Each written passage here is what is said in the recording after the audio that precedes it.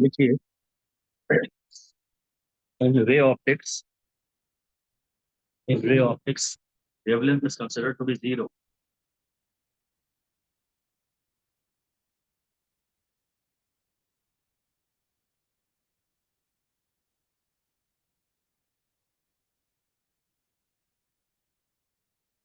और आप लिख लीजिए अगले पॉइंट में कि when medium changes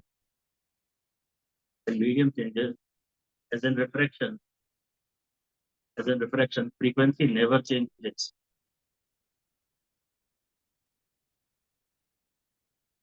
Frequency never changes except in open pipe, closed pipe. और तो सोर्स ही चेंज हो रहा है ना, कंस्ट्रक्शन चेंज हो रही है, V/4L, V/2L, L चेंज हो रहा है। ओपन पाइप, क्लोज पाइप में जरूर फ्रीक्वेंसी चेंज होती है, अदरवाइज फ्रीक्वेंसी कभी चेंज नहीं होती है। आगे लिखिए, light has broadly 7 colors. Light has broadly 7 colors, but actually it has made up of infinite colors. Finite color. तो लिखिए, color of a photon depends on frequency.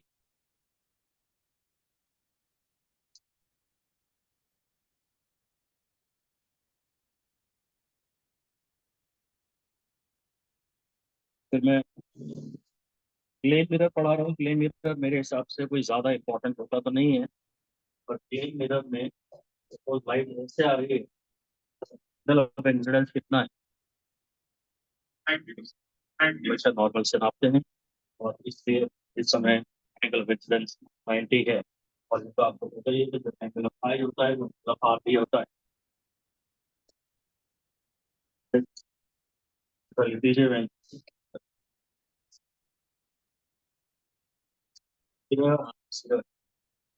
the rays incident normally, it retraces its path.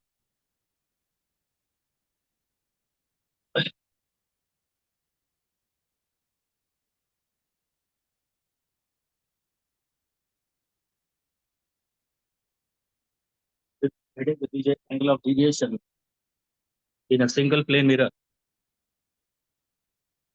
Angle of deviation in a single plane mirror.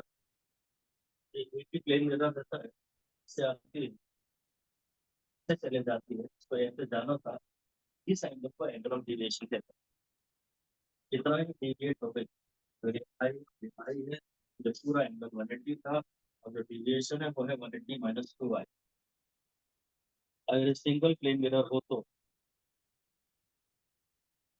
और इसके बाद सीधे पढ़ा रहा हूँ, angle of deviation on two plane mirror. अगर टू प्लेन मिरर्स हो तो एंगल ऑफ डेविएशन कैसे निकालना है? तो इंक्लाइन प्लेन मिरर्स हो, यानी डायग्राम आने की जरूरत नहीं है, ये पहले इस पे आए फिर यहाँ जाए फिर यहाँ जाए, थोड़ा डिवीजन एक मिरर से होगा, थोड़ा डिवीजन दो मिरर से होगा। ये एंगल थीटा है, एंगल ऑफ इंसिडेंस से हमें कोई मतलब नहीं होता। मतलब डिवीजन का फॉर्मूला 360 - 2 थीटा है। मेरे हिसाब से ये सब चीजें ज्यादा इंपॉर्टेंट नहीं है। बाकी आपकी इच्छा है, अगर आपको ऑलरेडी आता है तो सीख लीजिए, और अगर आपको ऑलरेडी नहीं आता है तो मत सीखिए। थीटा का फॉर्मूला कभी कभी 2 थीटा भी होता है, जिससे भी डिविएशन 180 से ज्यादा आ जाए।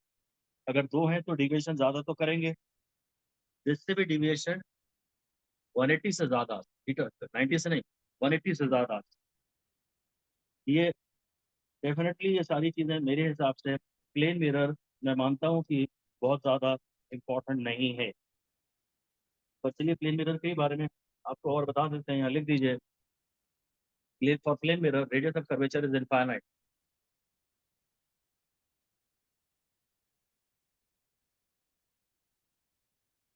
और plane radius of focal length जो r/2 होती है, लिखिए for mirrors f = r/2, 3 star दे दीजिए। For mirrors f = r/2 and is independent of mu. Mirrors की जो फोकल लेंथ होती है वो r/2 होती है, और वो म्यू पे डिपेंड नहीं करती है। प्लेन मिरर की फोकल लेंथ इनफाइनाइट होती है, प्लेन मिरर का पावर जीरो होता है। देखिए power plane mirror is zero.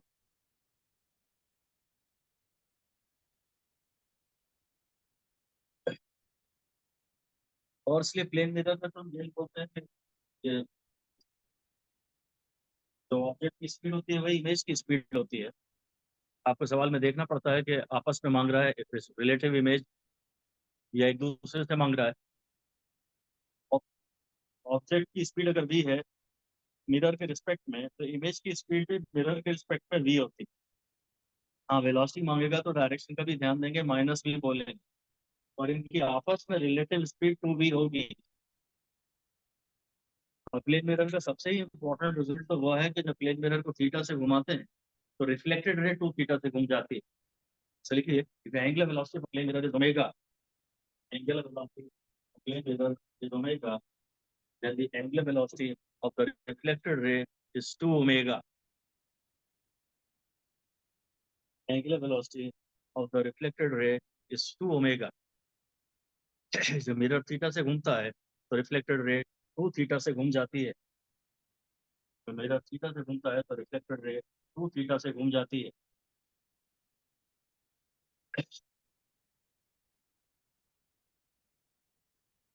इसमें काफी ज्यादा इंपॉर्टेंट हो जाता है सबसे लैंप एंड स्केल अरेंजमेंट।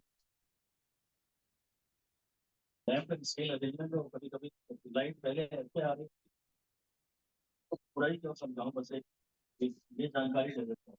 ये वो एक्सटर्नल होता है। लाइट पहले यहाँ कर रही थी, फिर ये 2 थीटा से घूम गया, और ये डिस्टेंस एक मीटर में होता है। तो जरूर 2 theta is equal to small distance upon big distance. ये छोटा डिस्टेंस देंगे, एक बड़ा डिस्टेंस देंगे, और ये रेडियंस में है ऑफ कोर्स। बड़े ही काम की बात है, 5 का देने लायक है।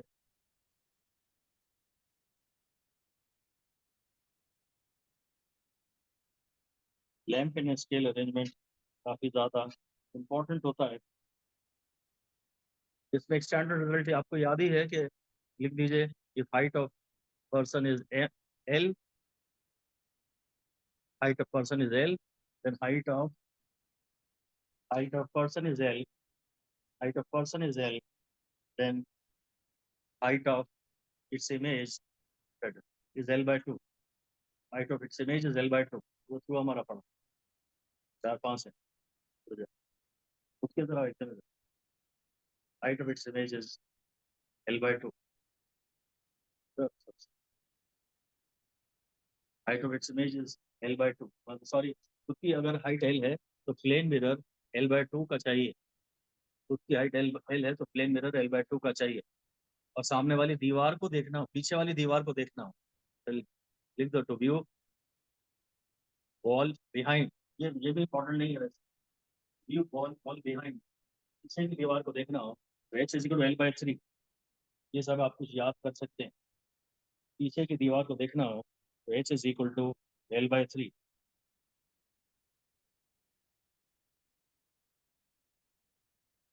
और फिर अगर time in image, time in image 25 हुआ है, तो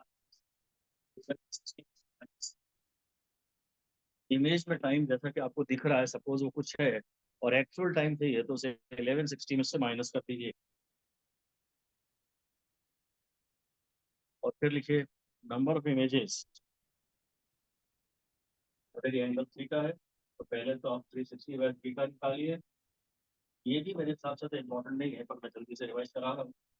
अगर ये थीटा 360 बाय थीटा निकालिए, अगर ये फ्रैक्शंस में आ रहा है, अगर 4.9 आ रहा है तो हमारा आंसर आएगा 4। 4.1 आ रहा है तो भी 4, और 4.9 आ रहा है तो भी 4। और एक और बात यह है कि जिसकी आपने ज्यादा प्रैक्टिस नहीं की, वो अगर आप एग्जाम हॉल में करेंगे तो कुछ भी हो सकता है। लोगों की ज्यादा प्रैक्टिस नहीं की है, वो आप ऑलरेडी देख रहे हैं हिट जा ही रहा है छोटे छोटे कारणों से, तो उनके पंगे में ज्यादा पड़ना भी नहीं। तो फिर इसी तरह अगर ये इवन आ जाए कभी, ये point basically direct even number आ जाए तो -1 है। ऐसा नहीं कि पहले इसको ये 4.9 को 4 किया, अब इसमें से -1 कर रहा है, ये नहीं कर। ऑड आ जाए तो फिर 2 केस बनते हैं। ऑड में भी बोलता है अगर सिमेट्री है तो सिमेट्री है तो -1 करना ही है, सिमेट्री नहीं है तो फिर तो जो आया है जो है सो है, it is what it is. Odd आ जाएगी और सिमेट्री हो तो फिर -1 करना है। इसमें शायद थोड़े काम के हो सकते हैं वो केसेस जब प्लेन मिरर्स इनफाइनाइट होते हैं, पैरेलल होते हैं। जब प्लेन मिरर्स पैरेलल होते हैं तो हम बोलते हैं इनफाइनाइट इमेजेस बनती है। उसका जरूर ये थोड़ा सा ध्यान से देख लेते हैं। ये दो प्लेन मिरर्स हैं, ये दो प्लेन मिरर्स हैं, ये M1 है, ये M2 है, D-X है। तो सीरियल नंबर ये 1 2 3, पहली मिरर ऑब्जेक्ट डिस्टेंस है वो इमेज डिस्टेंस है, और इस मिरर में भी जो ऑब्जेक्ट डिस्टेंस है वही उसकी इमेज डिस्टेंस की है। यही बस केयरफुली निकालना। उसके बाद अगर आपको ये चाहिए तो डी है, दोनों के बीच का डिस्टेंस। अगर ये डी है दोनों के बीच का डिस्टेंस। अगर ये एंट्री चाहिए दोनों के बीच का डिस्टेंस, और अगर ये चाहिए तो डी हैट का भी this is the distance of the third image in the first mirror, of course, from the pole of the first mirror. And this is the distance of the second image from the pole of second mirror in the second.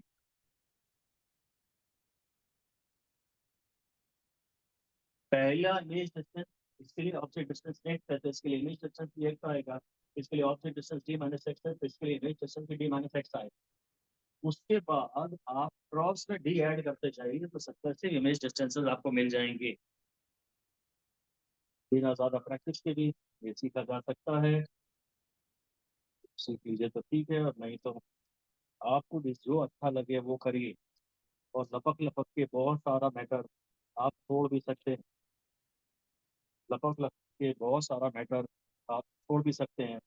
Optics अगर आप पूरा ही छोड़ के जाने वाले थे तो उससे अच्छा है कि थोड़ा सिलेक्टिव हो जाइए।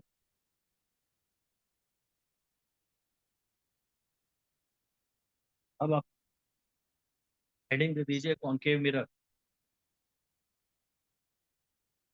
कॉन्केव मिरर तो सर जवाब लिख दीजिए कन्वर्जेंट। कॉन्केव मिरर होता है वो कन्वर्जिंग होता है, और ऐसे ही इसी में लिख दीजिए ऑल्सो कॉन्वेक्स लेंस। जो कॉन्वेक्स लेंस भी होता है वो कन्वर्जिंग होता है। फिर हेडिंग दे दीजिए कॉन्वेक्स मिरर। कॉन्वेक्स मिरर यानी diverging like concave lens.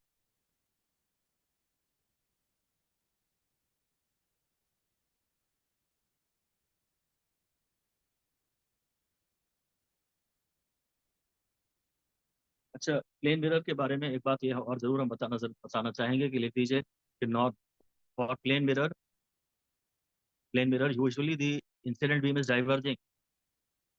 Incident beam is diverging so the reflected beam is also diverging. जैसी जाएगी वैसे ही लौटेगी, उसके पावर में तो कोई चेंज होगा ही नहीं। जाने वाली बीम मिरर प्लेन मिरर पर डाइवर्जिंग है तो लौटने वाली बीम भी डाइवर्जिंग है। And so virtual images are form. Plane mirror में जो इमेजेस देखते हैं वो वर्चुअल इमेज होती है। वर्चुअल इमेज हर लिहाज से पूरी तरह परफेक्ट इमेज की तरह काम करती है। आप उसको देख भी सकते हो, आप उसका फोटोग्राफ भी खींच सकते हो। वर्चुअल इमेज के नाम पे मत कह देना ये तो वर्चुअल है, नहीं, ये पूरी प्रॉपर बढ़िया इमेज है, तभी तो फिजिक्स में पढ़ रहे हैं। भूत थोड़ी, अगर ये भूत होता तो फिजिक्स में थोड़ी पढ़ाते। नाम है वर्चुअल। ऐसे तो करंट को भी वर्चुअल बोलते हैं एसी सर्किट्स में। आरएमएस करंट को वर्चुअल करंट भी बोला जाता है। Virtually you are a topper, तो भूत टॉपर थोड़ी हो गए। तो प्लेन मिरर में लिख दीजिए plane mirror, in plane mirror real images, in plane mirror oblique convex mirror. बड़ी अच्छी पॉइंट बता रहा हूँ, 2 स्टार लगा दीजिए। In plane mirror oblique convex mirror real images can also be formed. Real images can also be formed if the incident beam is converging. If the incident beam is converging.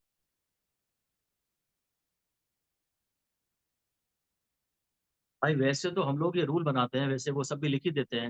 चलिए, in convex mirrors, convex mirror bracket में for real object, जब कुछ नहीं बोला है तो real object, convex mirror for real object forms only virtual diminished images.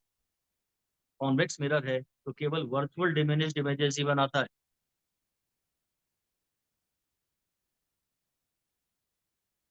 while concave mirror can form real as well as virtual images। Concave जो है वो वर्चुअल भी बनाता है और रियल भी बनाता है। virtual images formed by concave virtual images formed by concave mirror are only enlarged। virtual images formed by concave mirror are only enlarged। अब ये मत लड़ना कि एक बार तो वन बराबर भी होता है, मैग्निफिकेशन वन भी होता है, तो वो एनलार्ज काम, तो उसे ऑलवेज एनलार्ज में कह सकते हैं।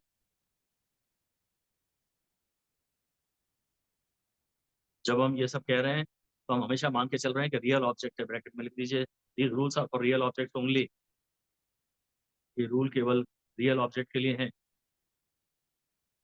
और सबसे इंपॉर्टेंट मैं प्रश्न दे रहा हूँ, आपको आंसर बताना, लिखिए कि on a convex mirror, a convex mirror, object is kept at a distance f, object is kept at a distance f in front of the mirror, object is kept at a distance f in front of the mirror, locate the image। convex mirror है, object is kept at a distance f in front of the mirror, image कहाँ बनेगी, answer बताइए।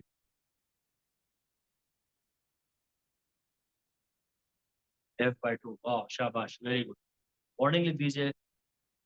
Answer तो f/2 है, solve करके भी बताते हैं आपको, पर वो लिख दीजिए आप, वार्निंग लिख दीजिए कि in convex mirrors for real objects, convex mirrors for real objects, maximum image distance is there, maximum image distance is there। बहुत इंपॉर्टेंट पॉइंट है ये, मैक्सिमम इमेज डिस्टेंस है होता है।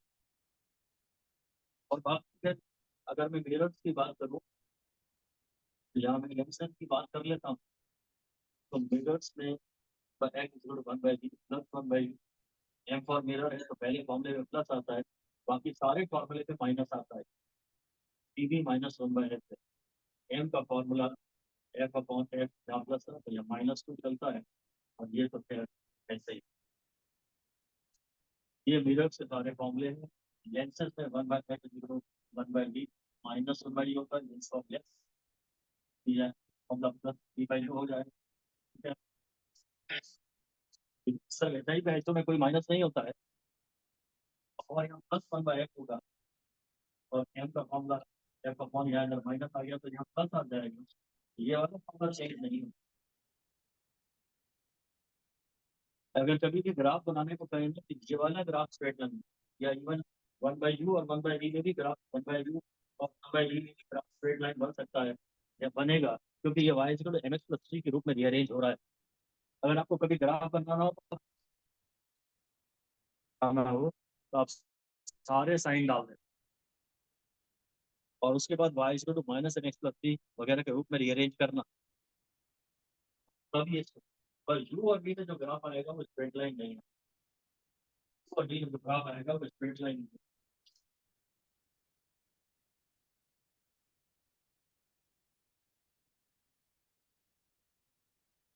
क्यू और बी में ग्राफ स्ट्रेट लाइन नहीं आएगा, हाँ और इसमें स्ट्रेट लाइन आ जाएगा, क्योंकि ये ग्राफ, ये इक्वेशन भी हम -mx+c के रूप में रिअरेंज कर सकते हैं।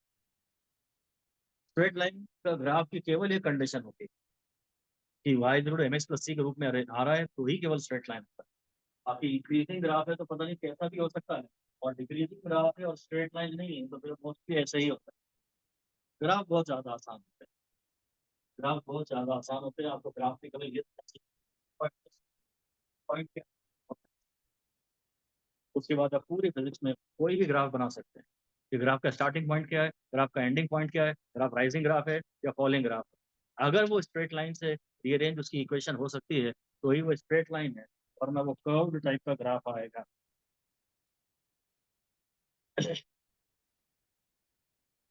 तो मिरर्स और लेंसेज में मुझे आपको यहाँ जरूर पहले साइन कन्वेंशन भी पढ़ानी पड़ेगी। साइन कन्वेंशन में ये जो भी, इधर ये जो है ये नेगेटिव साइन, ये जो है पॉजिटिव साइन की बात करूँ अगर मिरर की बात करूं तो मिरर में रियल इमेज मतलब रियल ऑब्जेक्ट जो है वो हमेशा नेगेटिव होता है, वर्चुअल ऑब्जेक्ट हमेशा पीछे लाया करता है क्योंकि कन्वर्जिंग बीम लेके आती है। Virtual object distances are always positive, चाहे वो कॉन्वेक्स मिरर हो, चाहे कॉनकेव मिरर हो, चाहे कॉन्वेक्स लेंस हो, चाहे कॉनकेव लेंस हो। Virtual image distances are always positive. Real object distance तो हमेशा नेगेटिव ही होंगे क्योंकि इस तरफ लाए करेंगे। इमेज की प्रॉब्लम आती है, ये रियल इमेज जस्ट अगेन में एक बाजू बनती है, तो इस तरह ये नेगेटिव साइड। मिरर में रियल इमेज है नेगेटिव, और लेंसेज में जो रियल इमेज है इस तरफ है, तो कभी भी नेगेटिव आ रहा है इसका मतलब रियल इमेज। ऑब्जेक्ट डिस्टेंस तो क्लियर ही है, रियल ऑब्जेक्ट डिस्टेंस तो हमेशा ही नेगेटिव होता है और वर्चुअल ऑब्जेक्ट डिस्टेंस हमेशा पॉजिटिव होता है। मिरर में रियल इमेज सामने बनती है तो वी नेगेटिव होता है, और लेंसेज में रियल इमेज पीछे बनती है तो वी पॉजिटिव होता है। ये बहुत ज्यादा है। ध्यान रखिए, अगर इमेज इन्वर्टेड बननी है कि इरेक्ट बननी है, इसका डिसीजन केवल एम के साइन से हो सकता है।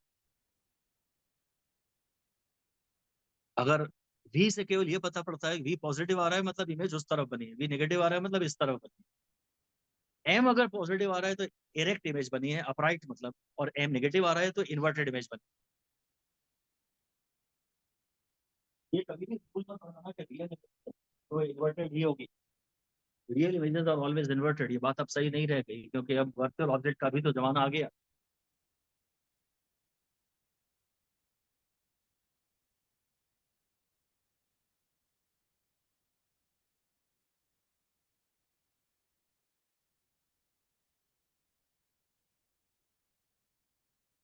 इसमें एक अच्छा क्वेश्चन मुझे ये देखने को मिलता है भाई कि मुझे कह रहा है से और यहाँ से लाइट आ रही है और ये एंगल थीटा है, इस डिस्टेंस एल है, इस सिस्टम को क्रॉस करने में लाइट को कितना टाइम लगेगा? तो टाइम हो जाएगा डिस्टेंस अपॉन सी का ये वाला component, the cross is the time, C का टाइम। हमें वेलोसिटी लेनी पड़ती है, वेलोसिटी का वह कंपोनेंट लेना पड़ता है जो डिस्प्लेसमेंट के अलोंग है। वेलोसिटी का वह कंपोनेंट लेना पड़ता है जो डिस्प्लेसमेंट के अलोंग है।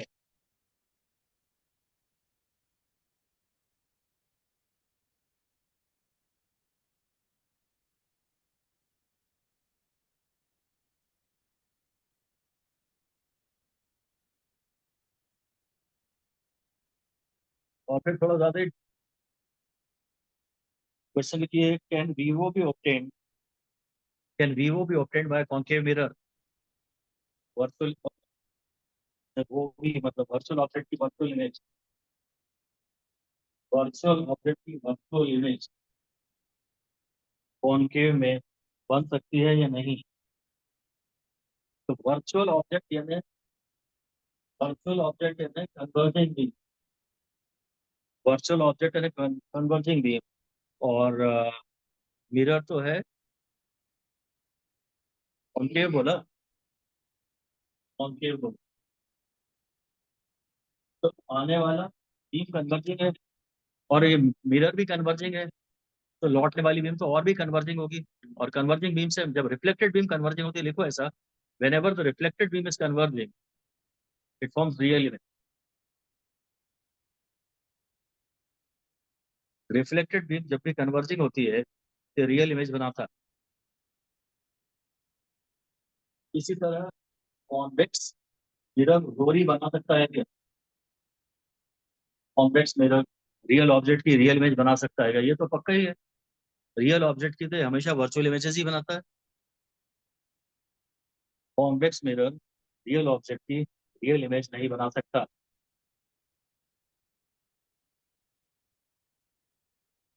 और इसमें काफी इंपॉर्टेंट डिस्कशन एक वो हो जाता है, हेडिंग दे दीजिए, diameter of solar disc. 5 star वाला सवाल है, diameter of solar disc I equal to X theta, सही है। वो कभी सन का आपको डायमीटर दे देगा और सन का उससे डिस्टेंस दे देगा, डायमीटर दे देगा और डिस्टेंस दे देगा, जिससे आप थीटा निकालना, रेडियन नहीं आएगा, ये तो क्या है। तो सन क्या, जो इमेज हम कागज पे बनाते हैं, जिससे कागज को जलाते हैं फोकस करके, तो उसका ये फॉर्मूला है और ये काफी ज्यादा इंपॉर्टेंट है। मैं तो ऑलमोस्ट सभी पढ़ा रहा हूँ, आप इनमें से थोड़ा सा सिलेक्टिव हो जाइएगा थोड़ा सा। और फिर खैर एरियल मैग्निफिकेशन, एरियल मैग्निफिकेशन में एरिया ऑफ इमेज और एरिया ऑफ ऑब्जेक्ट, ये लीनियर मैग्निफिकेशन का स्क्वायर, फिर स्पीड ऑफ द इमेज और स्पीड ऑफ द ऑब्जेक्ट, ये भी एम स्क्वायर ही आता है। तो फिर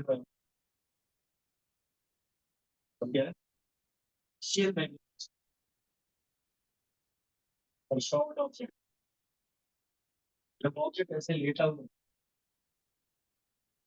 तब फिर इसके लिए भी एम स्क्वायर ही length of the image, length of the image upon length of the object. अगर इनमें से कोई डायरेक्ट फॉर्मूला पूछ ले तो आप वैसे ले लेना, सॉल्व करना पड़े तो वैसे भी टाइम तो खाएगा, इसलिए कुछ और ही क्यों ना करें जिसमें ज्यादा प्रैक्टिस है। पेपर में स्कोर करना सिर्फ प्रॉपर सिलेक्शन की सवाल है, आपको कितना आता है इससे मतलब नहीं है, आप कौन सा क्वेश्चन सिलेक्ट कर रहे हैं। सही क्वेश्चन अगर आप सिलेक्ट कर पा रहे हैं तो आप फिर भी स्कोर अपना मैक्सिमाइज कर लेंगे। सही क्वेश्चन सिलेक्ट करना है, बस सारा खेल उसका है।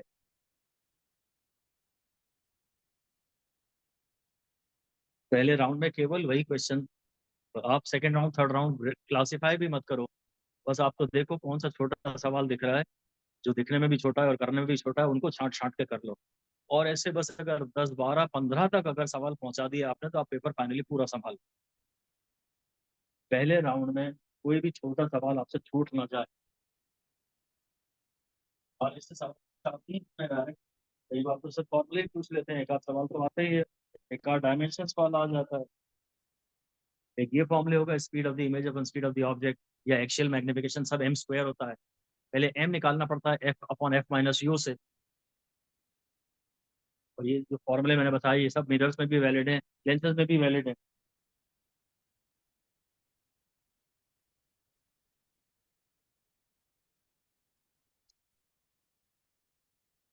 और फिर हम हेडिंग दे दीजिए रिफ्रैक्शन। रिफ्लेक्शन में थोड़ा बहुत मैंने कुछ कुछ पढ़ा दिया है, अब दे दीजिए रिफ्रैक्शन।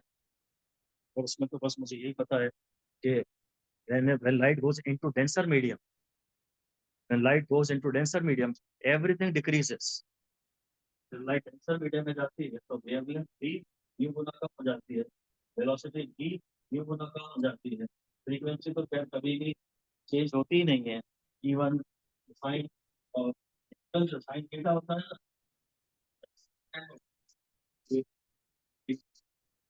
और जो एपल बैक होती है वो भी कम नहीं हो जाती है।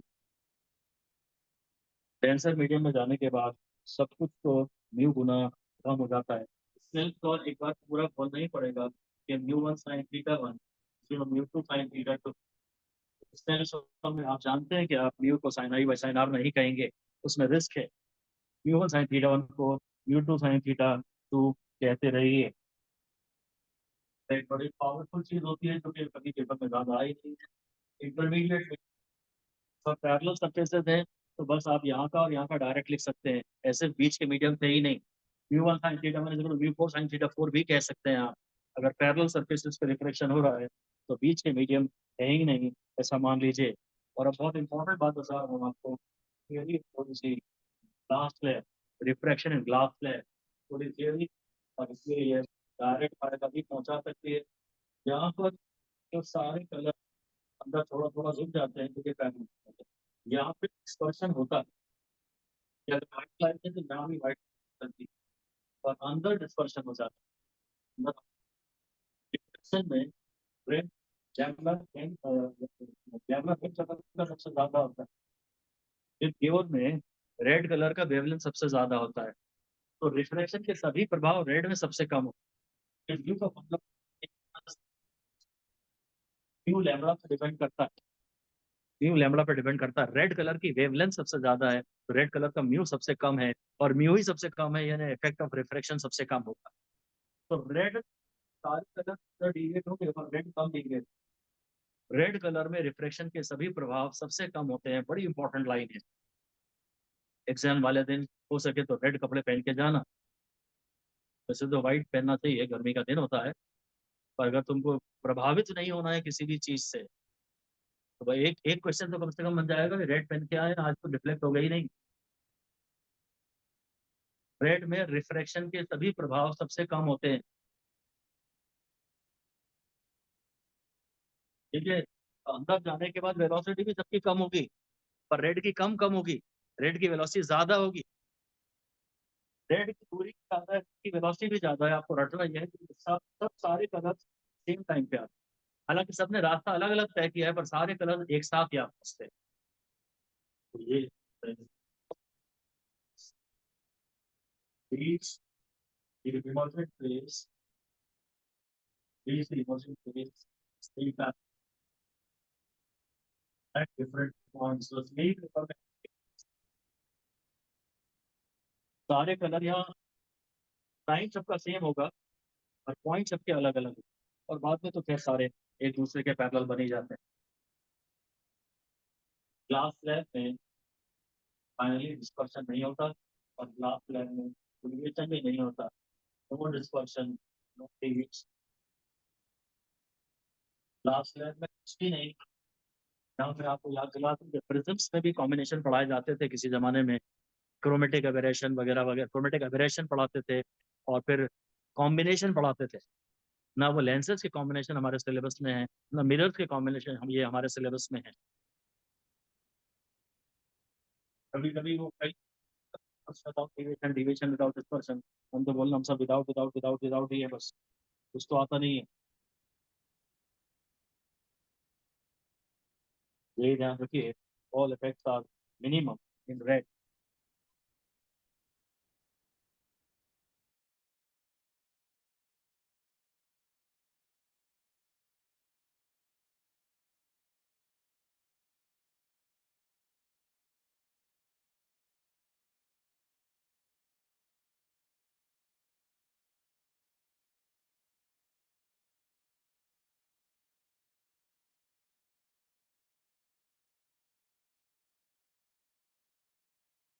लाइट में जहाँ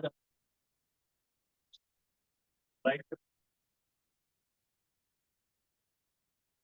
ये रियल है, उसकी एक वर्चुअल इमेज बन जाती है। ये कहलाता है उसका रियल, और ये कहलाता है, और एफरेंट हम लोग, ठीक है ना। एफरेंट डेप्थ का फॉर्मूला होता है रियल डेप्थ अपॉन म्यू। और यहाँ पे भी हमें मालूम है एफरेंट डेप्थ किस कलर के लिए सबसे ज्यादा आएगी, जल्दी जल्दी बताओ। हट।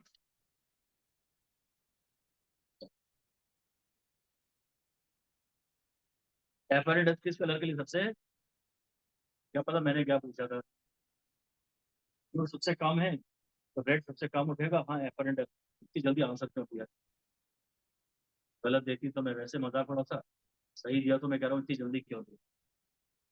ठीक है, अगर आपके दिमाग में उसकी पूरी पिक्चर बनी हुई है और आप दे पा रहे हैं तो बढ़िया है, वरना take your time, imagine, visualise. हाँ बस ठीक है। वो शिफ्ट पूछ रहा है, कभी पूछा था शिफ्ट किसमें ज्यादा है, तो ब्लू में शिफ्ट ज्यादा। शिफ्ट यानी नीचे से, शिफ्ट यानी T minus T by V, अंदर का होना एपरेंट है। तो शिफ्ट पूछा है कि एपरेंट पूछा, ध्यान दीजिएगा एपरेंट हम केवल हमेशा बाउंड्री से निकालते हैं। शिफ्ट जो है वो बाउंड्री से ही निकालते हैं।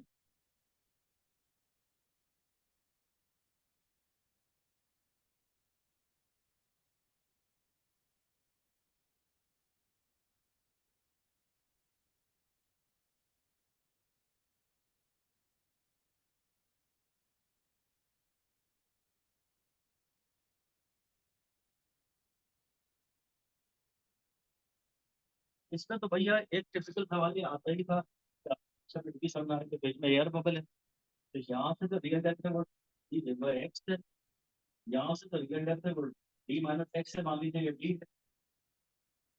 इसमें कोई रिजल्ट मत याद करना, यहाँ आप कहना A D one X by V, यहाँ कहना एक apparent depth to real depth upon V, बस। ये ध्यान से पहचानो कि एयर बबल की ये यहाँ से रियल डेप्थ ये है और यहाँ से रियल डेप्थ ये है, और हर बार लिखना AD is R D by mu, और कोई और रिजल्ट मत याद करना। जितने कम रिजल्ट याद हो उतना अच्छा है। एयर बबल आ जाता है बीच में, और दोनों बार रियल डेप्थ सही ढंग से पहचान लो, और एडी को लिख दो आर डी बाई म्यू। अगर मतलब डेविएशन देखना है, टेंशन से रेजर जा रही है, तो रेजर का एंगल बड़ा बनेगा, ये ये ऐसे जाती ये एंगल ऑफ डेविएशन ये सही है। और से आप शायद डेविएशन का बड़ा एंगल माइनस होता है, ये बड़े काम की चीजें हैं। रिफ्रैक्शन में जो एंगल ऑफ डेविएशन है,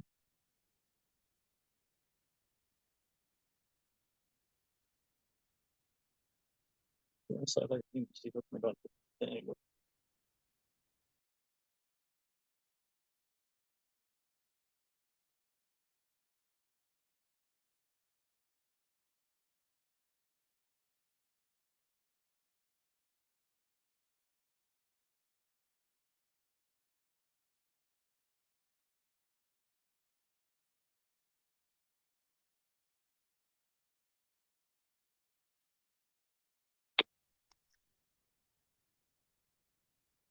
भाई अगर ये रेडर पे ऐसा जा रही होती ना, तो रेड अब क्या होगा, इतना डिविएट हो गई ना, ऐसे जा रही थी पर वैसे जा रही है। अब अगर ये पूरा भी आई, तो शायद ये आर है नॉर्मल से, मेरे ख्याल में del plus R equal to I, I minus बड़ा एंगल माइनस छोटा एंगल। हालांकि हर बार पूरा डिराइव कर पाए तो अच्छा है।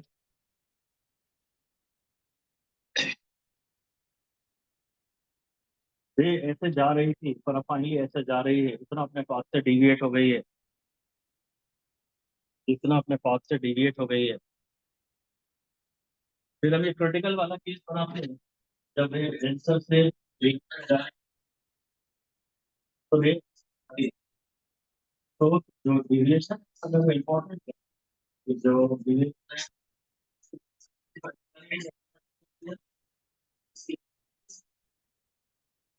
तो डेल्टा तो क्या बड़ा माइनस छोटा होता है। अगर डेंसर मीडियम में एंगल कभी भी क्रिटिकल है, तो रेयरर मीडियम में एंगल 90 होगा।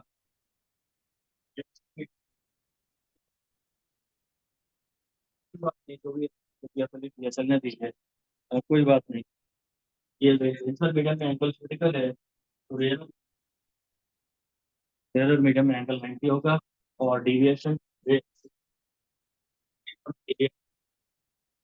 वो सब ध्यान से देख लीजिए। और अगर टी आई आर सी होता है ना, तो हम इसे मानते हैं, ऐसा भी मान लेते हैं चाहे। अब ये टी आई आर है, टोटल इंटरनल रिफ्लेक्शन है, इमेजेस उसमें इंटेंस ज्यादा बनती है, ब्राइट ज्यादा बनती है। अब सीधा जो डिविएशन होता है ना, वो प्लेन की तरह ये बाउंड्री कैसी है, सी जब एंगल ऑफ इंसिडेंस हो तो रेड कभी ऐसे भी दिखा सकते हैं, और सी जब एंगल ऑफ इंसिडेंस हो तो ऐसे भी दिखा सकते हैं। अब तो ये प्लेन मिरर है, आपको जो डिविएशन है अचानक माइनस सी हो गया है, वो 180 माइनस 2 सी हो गया है।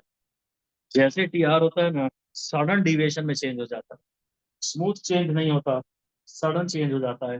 अब आपसे पूछा जाता है, राशि बताइए क्रिटिकल एंगल कॉस कौन से कलर के लिए ज्यादा होगा, या उल्टा पूछता हूँ, ज्यादा देर तक रेड कलर बाहर आएगा, कम देर तक रेड कलर बाहर आएगा। जल्दी से बता रहा हूँ, यहाँ सारे कलर बाहर, कैंसर है, रेयर है, तो ज्यादा एंगल तक रेड बाहर आएगा या कम एंगल तक रेड बाहर आएगा। रेड में तो प्रभाव कम होता है, रेड में टेयर मुश्किल से होता है। मैथ या तो पूरा मैथ से ही करें या पूरा थियरी से ही करें, कोई एक ही काम करें। साइंस की पता है कि यो कम होता है तो रेड का क्रिटिकल एंगल ज्यादा होता है। मैं भी वही थ्योरी से वही पढ़ाना चाह रहा था। जब जिसके बेटर बेटर तो मैथ्स ही है, ऑफ कोर्स बेटर तो मैथ्स ही है, पर मैं थ्योरी से वही समझाना चाह रहा था कि रेड में जो सब कुछ कम होता है, तो रेड में टी आई आर देर में हो, कम होगा रेड, देर में होगा, तो उसका क्रिटिकल एंगल ज्यादा होगा। तो अगर मैथमेटिकली ज्यादा तो कोई बात ही नहीं है। मैथमेटिकली क्लियर, हमेशा हर सवाल को, थ्योरी के सवाल को भी मैथमेटिक्स ही बना के किया जाए तो अच्छा है। ऐसे हम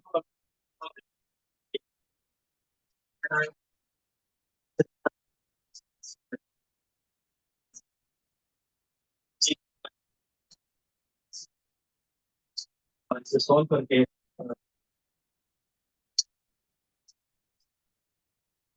ये रेडियस है, ये डायमीटर भी पूछ सकते हैं और एरिया भी पूछ सकते हैं। जो कोण ऑफ विजन है उसका रेडियस है H upon under mu square minus one. सन आपको 2 मिनट उगने के पहले ही दिख जाता है और डूबने के 2 मिनट बाद तक भी दिखता रहता है। ये टीआईआर पर बेस्ड है या ऑर्डिनरी रिफ्रैक्शन? ऑर्डिनरी रिफ्रैक्शन, शाबाश, तेरी मेहनत रंग लाएगी। मैं सपोर्ट नहीं कर रहा हूँ तेरे को।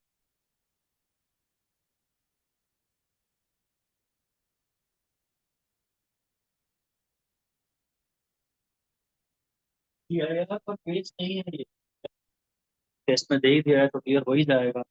ये 2 मिनट पहले दिखता है सन। बहुत अच्छे पेपर मैंने बनाए हैं, बहुत आसान पेपर बनाए हैं, और सच में पेपर में तो सीधे छक्का ही मार गया।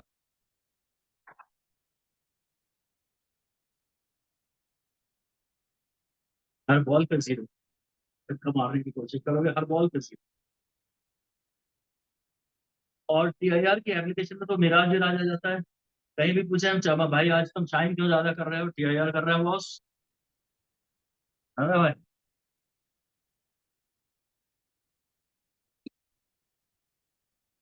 Endoscope is based on TIR. Doctor बनोगे एंडोस्कोप खाओगे तो यूज करोगे ना। ऑप्टिकल फाइबर, ऑप्टिकल फाइबर में लाइट जिगजैग पाथ पे चलती है। अब मजा आता है भिड़ो, मेरा फेवरेट टॉपिक प्रिज्म। ये होता है, पर यहाँ आई होता है, यहाँ पर ई होता है, और यहाँ पे कहीं पे बेल हो जाता है। आई प्लस ई तो ए प्लस है, और ये बेस तो जिन दो सरफेसेस का रिफ्लेक्शन होता है उनके बीच के एंगल को एंगल ऑफ प्रिज्म कहते हैं, है ना? और बाकी तो क्या, यहाँ म्यू लगा लेना, एक बार यहाँ म्यू लगा लेना, एंड ये इतना ही है।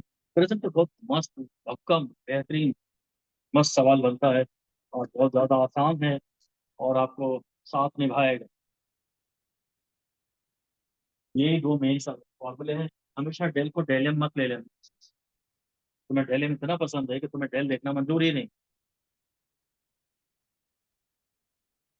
इसमें सीधे मैं इंपॉर्टेंट केस पढ़ा रहा हूँ, सीधे इंपॉर्टेंट केस पढ़ा रहा हूँ। जब R2 0 होता है, जब R2 0 होता है तो बोलते हैं अलोंग द नॉर्मल एंगल, तो नॉर्मल से ही नापते हैं ना। तो मिरर कर दिया, अरे अपने पास तो रिट्रेस कर रही है भाई, अभी R2 0 है।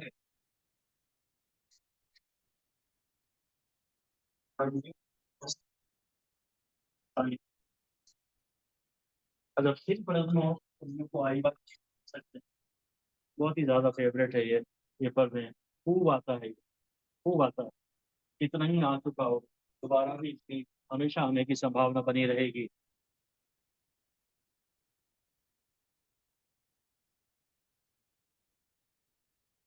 जब रे नॉर्मली निकलना चाह रही थी, इधर यदि इधर रिट्रेस कर रही है, मतलब यहाँ ये नॉर्मली इंसिडेंट रही होगी। रिट्रेस कर रही है मतलब यहाँ नॉर्मली इंसिडेंट रही होगी, और इस समय I+E0 डेविएशन भी निकाल सकता हूँ अगर ये बाहर जा रही थी तो। और ये टेलम नहीं है, और हाँ कोई तो जीरो है, ये तो जीरो है, सही बात है, कोई एक जीरो मिल ही जाएगा बस। अगला तीसरा है इंसिडेंट नॉर्मली, नॉर्मली आ रही है तो I0 है तो R1 0 है, न्यू है साइन ई बाय। ये जब नॉर्मली आ रही, ये जब नॉर्मली आ रही तो ये जीरो है, ये जीरो है, ये इसके बराबर। चलिए इसमें उसका लगा लीजिए, बात खत्म। बहुत ही आसान सवाल होते हैं प्रश्न के, बहुत ही ज्यादा आसान सवाल होते हैं प्रश्न के। जब ये मैक्सिमम पॉसिबल होता है, ये थोड़े, ये सवालों के आने की संभावना कम होती है क्योंकि इनमें क्वेश्चन थोड़ी गंदी होती है, इसलिए नहीं आते हैं पेपर में। कॉन्सेप्ट तो आसान है, इसकी फिजिक्स तो आसान है, पर इसकी मैथ थोड़ी सी कठिन होती है। जब एंगल ऑफ इंसिडेंस मैक्सिमम है ना, ये ज्यादा है। अगर ये 90 है तो ये सी है। एक ही बात मुझे बतानी है कि जब ये एंगल ऑफ इंसिडेंस मैक्सिमम होता है तो जो डेल आता है ना वो भी डेल मैक्स होता है। हमको डेल मैक्स का सवाल कभी आता नहीं है, और डेल मिन का भी आएगा। सपोज डेल मैक्स का आ गया तो तुम सोचोगे नहीं नहीं ये तो डेल मिन ही है और मिसप्रिंट। ऐसा कभी अज्यूम मत कर लेना गलती से। तुम कोई नहीं होते कोई मिसप्रिंट को सुधारने वाले। जरा सा भी अगर मिसप्रिंट है तो तुम इसे मत करना कि चलो सुधार लेते हैं और करेक्ट कर लेते हैं, टाइम बचाओ। बोनस ही जाएगा वो किसी भी मिसप्रिंट को जस्टिफाई नहीं कर सकते। हाँ, एक ही बहाना है उनके पास कि English version is consider to be correct. अगर हिंदी में मिस्टेक है और इंग्लिश में सही है तो वो उसे बोनस नहीं करेंगे। They don't want to give bonus. 2000 किसी साल याद नहीं आ रहा मुझे, मैंने पर पहले भी बात बताया हुआ है आपको। जेई में एक बार 11 क्वेश्चन बोनस हुए। इस साल हुए थे पता नहीं मुझे, पर 14 12 13 14 के आसपास की ही बात है। अब जेई में तो आते ही कितने क्वेश्चन, 30 एक क्वेश्चन आते थे उस साल, 30 में से 11 बोनस हो गए थे।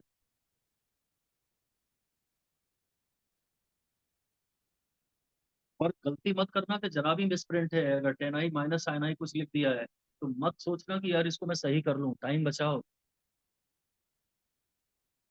जो इन मामलों में स्मार्ट है वो आगे निकल जाए। जिसको पता है कि कहाँ संभावना है क्वेश्चन के बोनस होने की। हालांकि ज्यादा नहीं होगी, एक दो ही होंगे, पर वो एक दो आपका पूरा मोमेंटम बिगाड़ किस चीज़ से। स्कैटरिंग हमारे सिलेबस में है नहीं, कॉपी में लिखा हुआ है इसलिए याद दिला देता हूँ। Scattering, values of scattering proportional to 1/4। पता नहीं क्यों पढ़ा रहा हूँ मैं इस समय। रेड कलर का लैम्बडा सबसे ज्यादा होता है, रेड में स्कैटरिंग सबसे कम होती है। तभी सूर्य का लाल, लाल तो है ही कलर ऐसा जो बिखरता ही नहीं। आदमी साला टूट टूट के बिखर जाता है।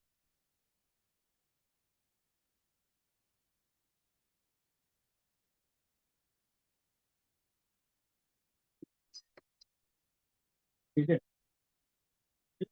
पढ़ाते हैं कंडीशन ऑफ टीआईआर कि नॉर्मली इंसिडेंट। अगर नॉर्मल आर टू सी के बराबर है या सी से बड़ा है, सी। और आर टू ए है, A is greater than C, sine A is greater than sine C, is greater than 1 by mu, तो mu is greater than 1 by, तो mu is greater than cosec है। अगर normally incident रहे तो ये zero है, ये जीरो है, ये एक के बराबर है। और अगर टीआईआर होने की संभावना है तो ये एंगल सी से बड़ा होना चाहिए। आर टू जो है वो सी से बड़ा होना चाहिए, यानी ए सी से बड़ा होना चाहिए। नॉर्मली इंसिडेंट रे में टीआईआर की यह शर्त है। नॉर्मली इंसिडेंट रे में टीआईआर की यह शर्त है। और सबसे इम्पोर्टेंट जो रट्टेला है, टीआईआर इंसिडेंट रे, बस ये रटो, अगर और कुछ तुम्हारे बस की नहीं है। टीआईआर इंसिडेंट रे, अब तो भाई इसमें क्या, तो बच्चियों में तो हो ही जाएगा। जिनका एंगल ऑफ इंसिडेंस कम होता है ना उनमें टीआईआर, जिनमें यहाँ एंगल कम है उनमें यहाँ भी कम है तो यहाँ ज्यादा है, उनमें टीआईआर की पॉसिबिलिटी ज्यादा है। जिनका फर्स्ट फेज पे एंगल ऑफ इंसिडेंस कम है उनमें उनका सेकंड फेज पे टीआईआर होने की संभावना ज्यादा है, क्योंकि यहाँ एंगल कम है तो यहाँ एंगल कम है तो यहाँ एंगल ज्यादा है। सॉरी सर, हाँ ये 90 है, सी और A minus C greater than C, in twos, और सी है A by two greater than C, तो फिर हम लिखते हैं sine A by two greater than sine C, sine A by two greater than 1 by mu, so mu greater 1 by sine A by two वगैरह। और कुल मिला के ग्रेटर देन और इक्वल टू सी।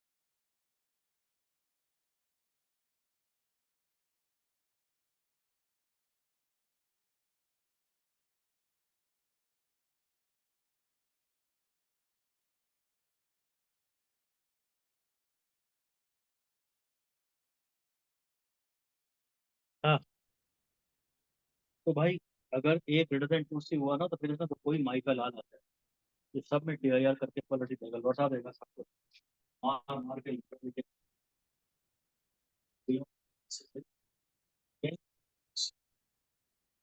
कोई भी दे आ जाए उसमें टी आई आर हो ही जाएगा। इसमें फिर हम पढ़ाते थे टोटली रिफ्लेक्टिंग प्रिज्म्स, ये बड़ा अच्छा है ये भी। ये और म्यू 1.5, जब म्यू 1.5 होता है तो क्रिटिकल एंगल 42 डिग्री होता है। पानी की कांच के लिए 1.5 वाले कांच के लिए क्रिटिकल एंगल 42 डिग्री होता है। तो जब रेट ऐसे आएगी तो 90 डिग्री से डिविएट हो, और जब ऐसे गिरेगी ना तो 180 डिग्री से डिविएट, बड़ी साइड पे आएगी ना, हाइपोटेन्यूज पे आएगी तो 180 डिग्री पे डिविएट। जब ये बनता है ना रेनबो, रेनबो में एक होता है प्राइमरी रेनबो, एक होता है सेकेंडरी रेन, पता नहीं मैंने पढ़ा है कि नहीं पढ़ा है। प्राइमरी रेनबो में ये केस बनता है, इसमें एक बार रिफ्लेक्शन होता है, एक बार रिफ्लेक्शन होता है और एक टी आई आर होता है। यहाँ पे एक टी आई आर, एक टी आई आर, दो रिफ्लेक्शन और दो T I R. Secondary rainbow में दो रिफ्लेक्शन और दो टी आई आर होता है, प्राइमरी रेनबो में एक रिफ्लेक्शन और एक टी आई आर होता है। हालांकि ये भी अब सिलेबस में क्लियरली बोला है कि इनके या सिलेबस में है, रेनबो वगैरह भी कायदे से सिलेबस में है नहीं। एकदम डायरेक्ट फंस जाए तो ठीक है, वरना लपक के छोड़िएगा खुशी खुशी। मैंने पेपर ऐसे ही बनाए हैं कि तुम अब कम से कम खुशी खुशी छोड़ना सीख जाओ। आखिरी पेपर में भी मैंने दया नहीं बरती।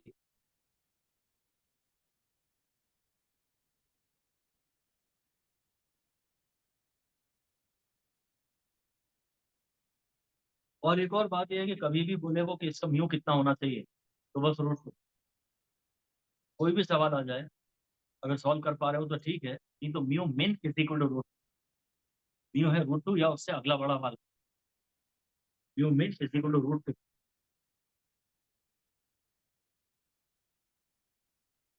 तो मैं ये सवाल जितना सब डिटेल में करा रहा हूँ तो ये करा ही देता हूँ सवाल में कि ये से कैसे जा रहा है, ये ग्लास से वाटर में आ रहा है। तो अब यहाँ जो जो ये भी थीटा, जो theta greater than C sine theta, sign सी है छोटा म्यू पर बड़ा म्यू, इससे कम होता है ना, तो म्यू वाटर पर म्यू ग्लास। अगर टी आई हो ही रहा है रे इस बार के बाद ग्लास से वाटर में जा रही है, ग्लास से एयर में नहीं जा रही, तो याद है कि इसमें साइन थीटा इस समय 9/9 से छोटा आता है और 8/9 से बड़ा आता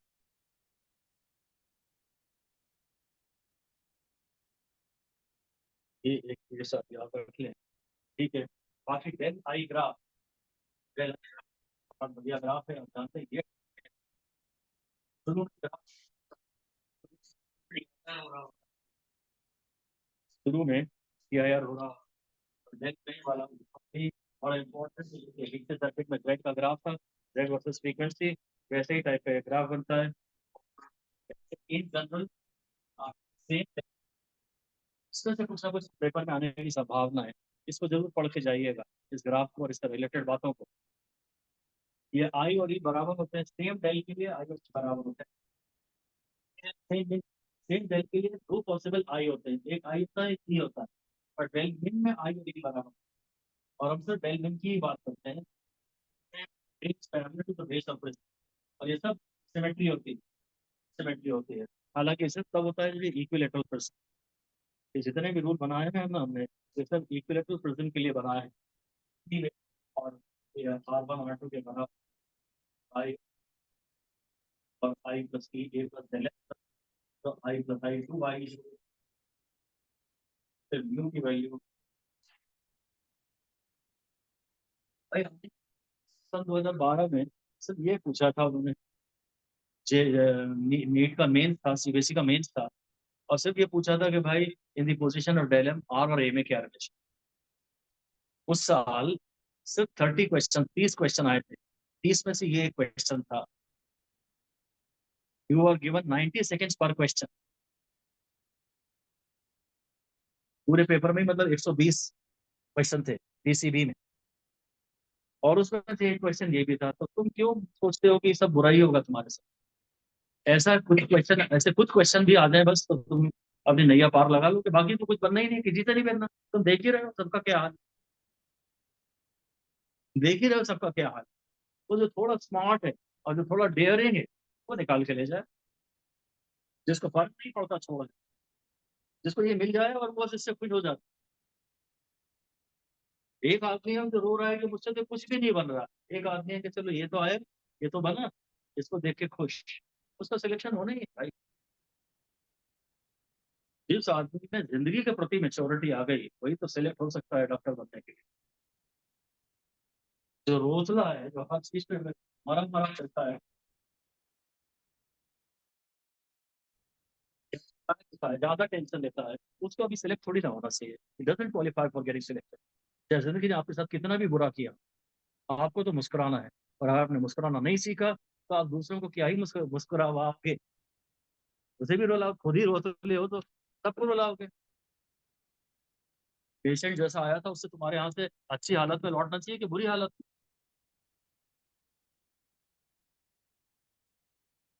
तो अभिजीत जैसे स्मार्ट लौंडे थे, ये निकाल के ले। और मैं एग्जाम्पल नहीं लेना चाहता, पता नहीं है रोतला सबसे ज्यादा उनका कौन है। देखो, जो आर जोड़ A/2 देख के खुश हो जाएंगे और सिर्फ ऐसे ही सवाल छांटेंगे, जैसे छांटने गए वहां फिजिक्स में, जो सारे करने गए वो तो बर्बाद थे। हर क्वेश्चन के साथ तुम्हें लगेगा बहुत गए, तो ड्रा पक्का, तो ड्रा पक्का। हर क्वेश्चन में यही तो होते हो तुम, क्यों सोचते? दिन में एक बार 100 बार तो कम से कम बोल लेते हो, ईमानदारी से हाथ खड़ा करो, कौन ऐसा है जो कहता है कि अब तो ड्रॉप पक्का? दिन में कम से कम 100 बार हाथ खड़ा करो।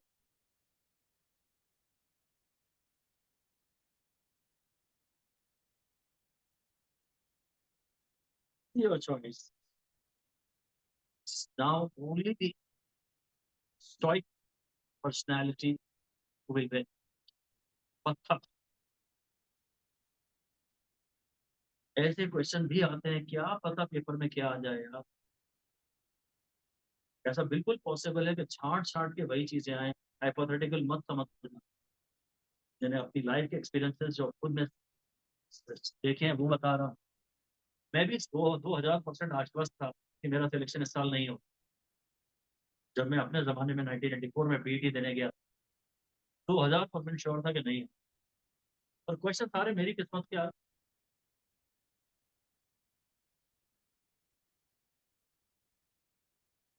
होता है, बिल्कुल होता है, बिल्कुल पॉसिबल। गैस ट्रेजेडी जब हुई थी, तो मैं, मेरे को एक रात पहले एक लड़के ने बैठा के पढ़ा, तो दिक्कतें हो गई थी बहुत सारी। तो मेरे 89 आ गए थे और उसके 70 आए थे।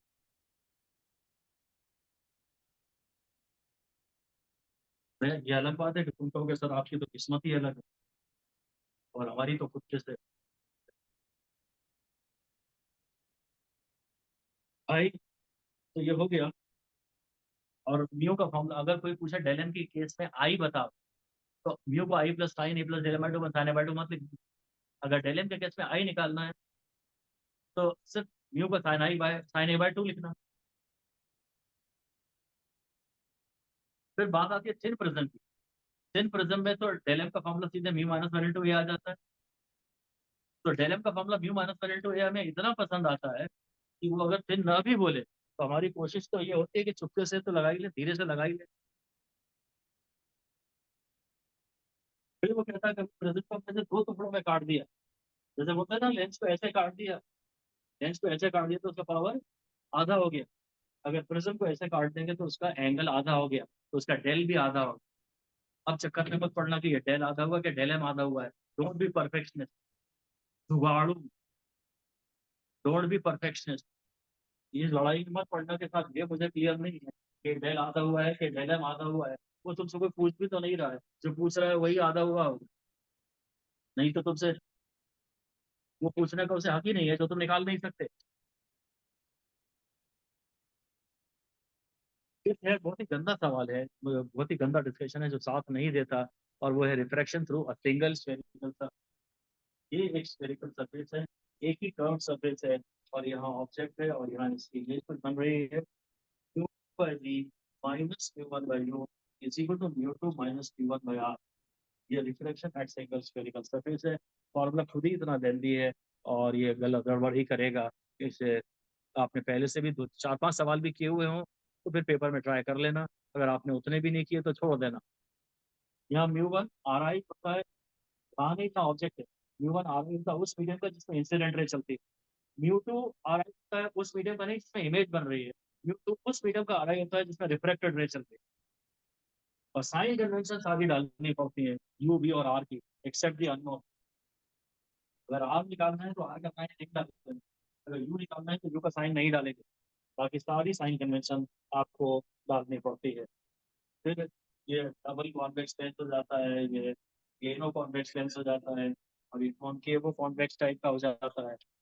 जिसका नाम है कॉनकेवो कॉन्वेक्स, उसका सरनेम कॉन्वेक्स है, उसके खानदान का नाम कॉन्वेक्स है, उसकी फैमिली कॉन्वेक्स है।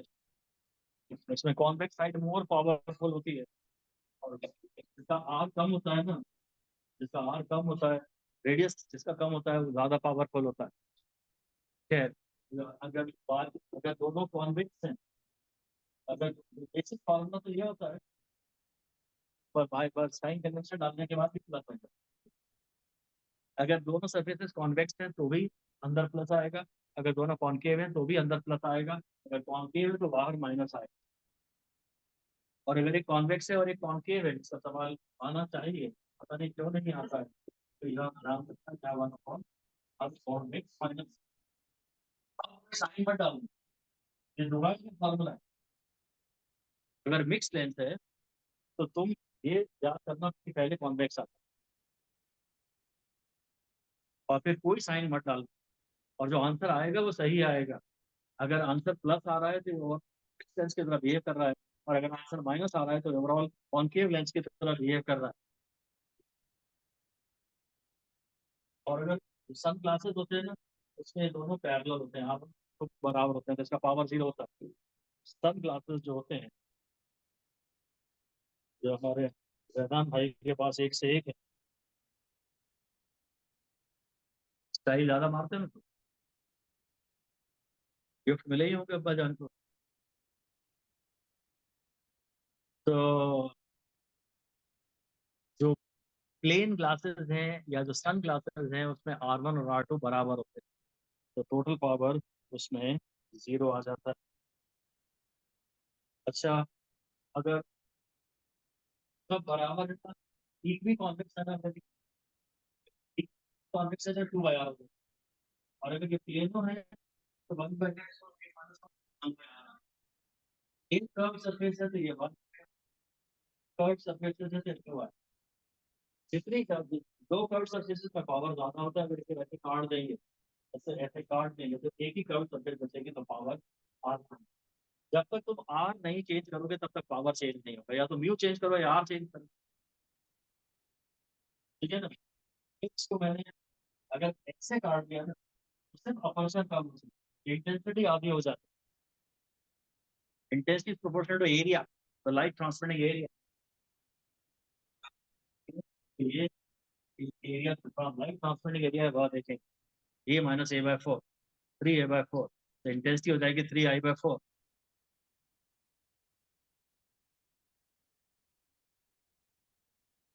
ये वाले सवाल इस टाइप के पेपर में ये वाले आने वाले समय में आएंगे।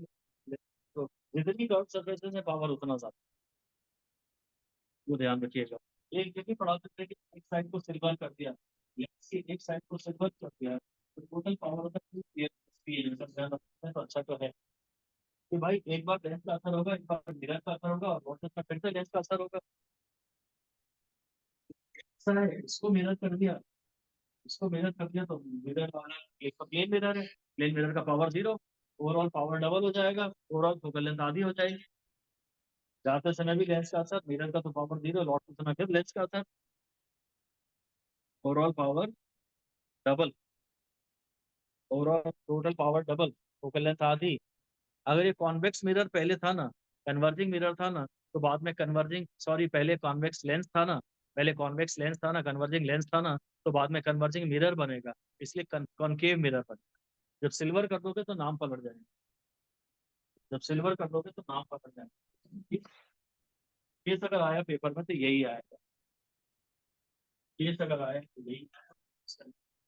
बिंदास कर देना, और छोड़ते समय नाचना, वहां उठ के पहले आराम से थोड़ा मस्ती में लो, बहुत ले लिया टेंशन में। 5 मिनट अगर मस्ती कर ली तो अचानक एकदम क्या चला जाएगा। हाँ, फ्लो मोमेंटम टूट सकता है, हो सकता है, पर 5 मिनट चलो मस्ती मत करो, आंख बंद करके रिलैक्स करो, एकदम सांस डीप ब्रेथ पे कंसंट्रेट करो। वो फिर 5 मिनट में, उस 5 मिनट में कुछ नहीं जा रहा। अब उसके बाद देखो आप कितना एनर्जाइज हो गए। डर को एक बार तो तोड़ो, नहीं तो डर की साइकिल बन जाती है ना। सो के उठते हैं कई बार तो ठीक हो जाता है ना, क्योंकि वो साइकिल टूट गई ना। साइकिल आपको डर की तोड़नी पड़ेगी। कई मटेरियल से लेस बनाते हैं ये,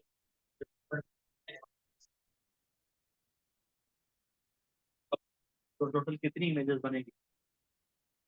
1.5, 1.5, सारी 1.5 वाले एक ही जगह इमेज बनाएंगे, फिर 3 इमेजेस बनेंगी। तो ठीक है, और तुम्हें पूरी ऑप्टिक्स में कुछ नहीं आता, एक ही चीज आती है और यही सवाल आ गया तो। ऐसा मेरे साथ तो हुआ है। नहीं, मेरी किस्मत ज्यादा अच्छी है, मुझे तुम मिल गए। अब तुम ये नहीं कह सकते,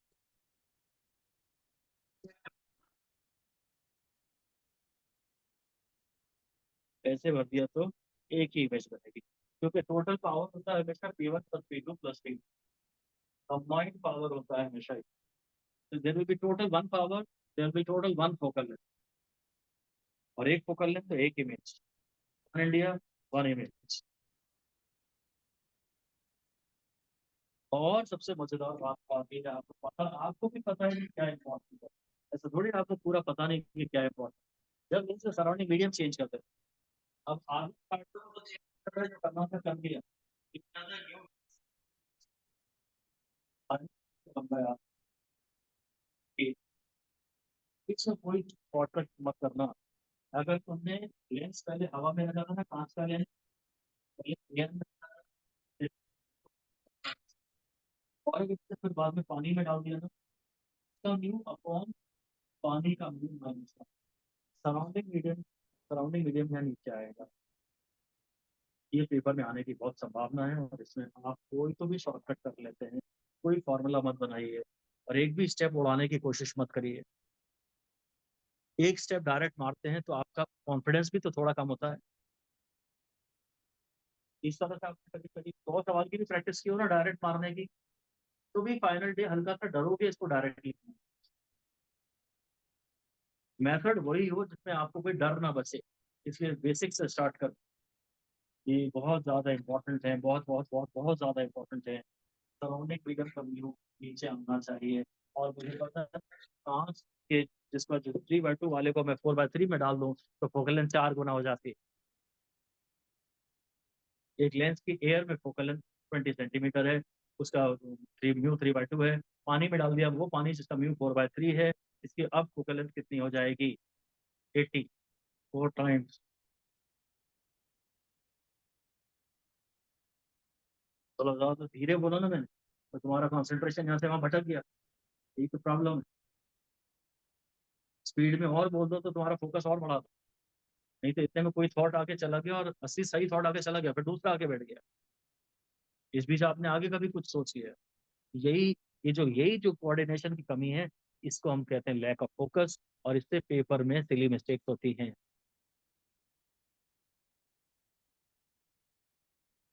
इसी तैयारी से किस्मत अच्छी हुई तो आप 5 लाख रुपए जीत जाए।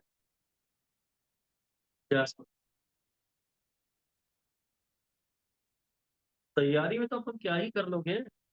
तुम क्यों, तो बताओ तुम्हें तैयारी में इंप्रूवमेंट ज्यादा चाहिए तनीषा, या टेम्परामेंट?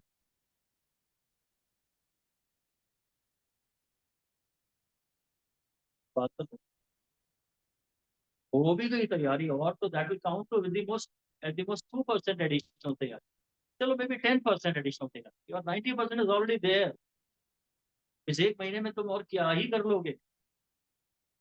5-10% से ज्यादा क्या तैयारी कर लोगे? टेम्परामेंट में तो साला बहुत ज्यादा इंप्रूवमेंट की हो जाएगी फिर। तो यही तो मौके आएंगे, टेस्टिंग टाइम में ही तो तुम टेम्परामेंट सुधार सकते हो।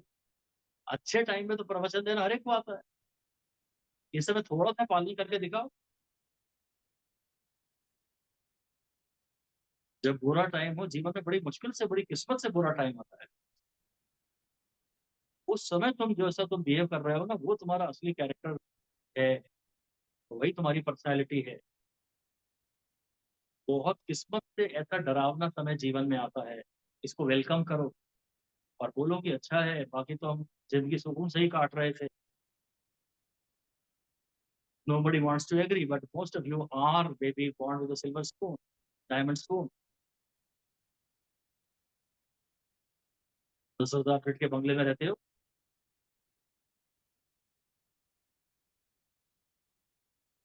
टेस्टिंग टाइम बड़ी मुश्किल से आता है जीवन में, बार बार हर रोज नहीं आता।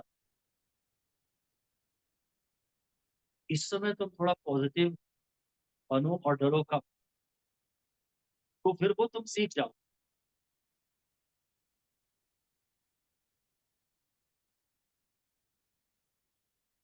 आज इसमें मुझे ये पता है कि जब एयर पीना 1.5 है, ये 1 है, ये 1.3 है, ये 1.5 है, 1.6 है, ये सब पता है तुम्हें। अगर लेंस का म्यू और सराउंडिंग मीडियम का म्यू सेम हो गया तो लेंस विल बिकम इनविजिबल, इसका पावर हो जाएगा जीरो, फोकल हो जाएगी इनफाइनाइट। पहले फोकल बढ़ रही थी, बढ़ रही थी, बढ़ रही थी, अब उसके बाद और क्या होगा? नेगेटिव हो जाएगी। Nature of the lens will change, and air bubble in water will behave as concave. शाबाश। एयर बबल बिगिनिंग में तो कॉन्वेक्स है, पर फिर सराउंडिंग मीडियम, क्या बोल के सर को बुद्धू बना दिया मैंने? क्या बोल रहे हैं, सबका सही चला?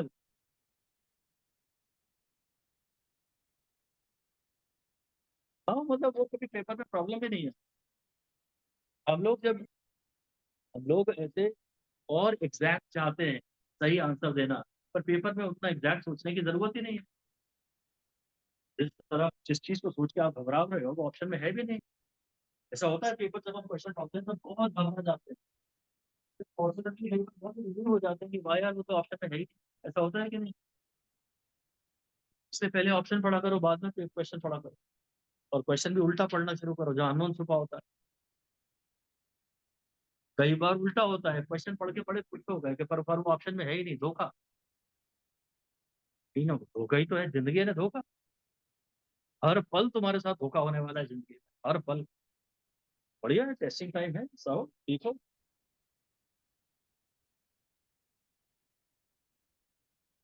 सिमिलैरिटी बिटवीन कॉन्वेक्स लेंस में प्रिज्म, पता नहीं मैं क्यों ही पढ़ा रहा हूँ।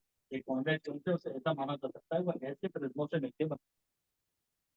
तो ये जो बेस होती है, जो मार्जिनल बेस होती है, ये जो पेरिशियल बेस होती है,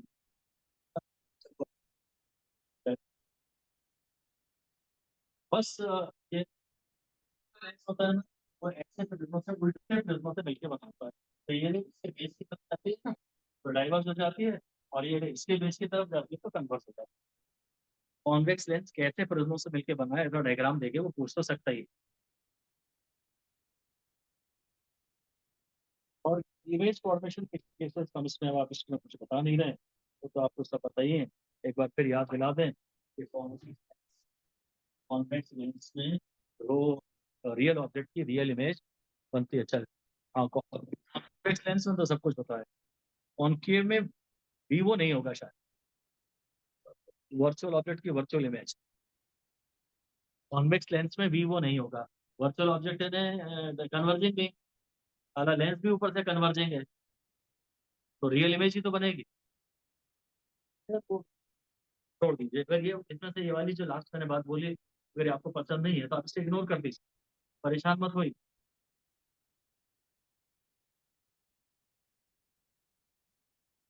और थिन लेंसेज, सीधे में तुम्हें ये अच्छी इंपॉर्टेंट चीज पढ़ा रहा हूँ।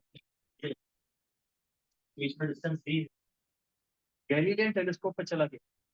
गैलीलियन टेलीस्कोप में ऑब्जेक्टिव तो ये होता है, आईपीस तो यही होता है। इसमें वो कहता था वेज पैरेलल आए और पैरेलल जाए, तो 1/8 इज 1/8 प्लस 1/8 माइनस 3/8 हमेशा। चाहे अगर ये कॉन्केव है तो F2 को नेगेटिव डाल लेना, और अगर ये कॉन्वेक्स है तो F2 को पॉजिटिव डाल लेना। उन्होंने ये पूछा है हमेशा ही, नीट 21 में आया था कि इन दोनों लेंसेज के बीच में डिस्टेंस कितना हो, ताकि ताकि इस सिस्टम का पावर 0 हो जाए। आने वाली रेस, टेलीस्कोप को भी तो हम पैरेलल रेस के लिए एडजस्ट करते हैं ना, आती भी पैरेलल रेस है और जाती भी पैरेलल रेस है ना। पावर 0, इस फॉर्मूले में पावर, ये कोई सा भी लेंस हो या डी माइनस या माइनस ही आए, बेसिक फॉर्मूले में माइनस आएगा।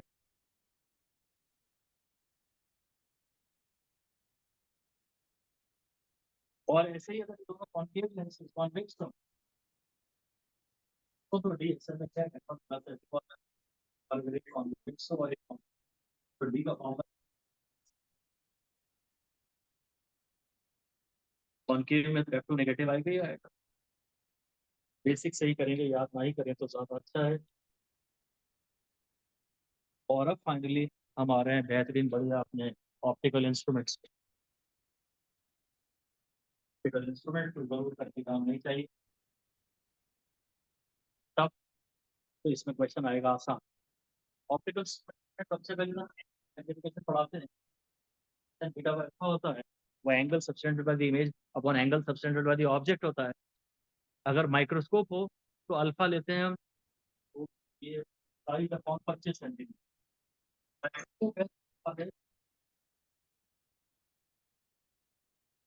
टेलीस्कोप में तो जहाँ पे भी ऑब्जेक्ट है वहां से जो आंख पे एंगल बना रहा है वो अल्फा है।